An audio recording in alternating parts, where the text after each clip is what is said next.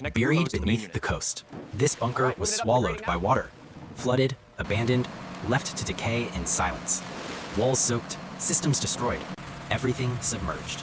Until now, a crew steps in, draining the water, clearing the damage, bringing the structure back piece by piece.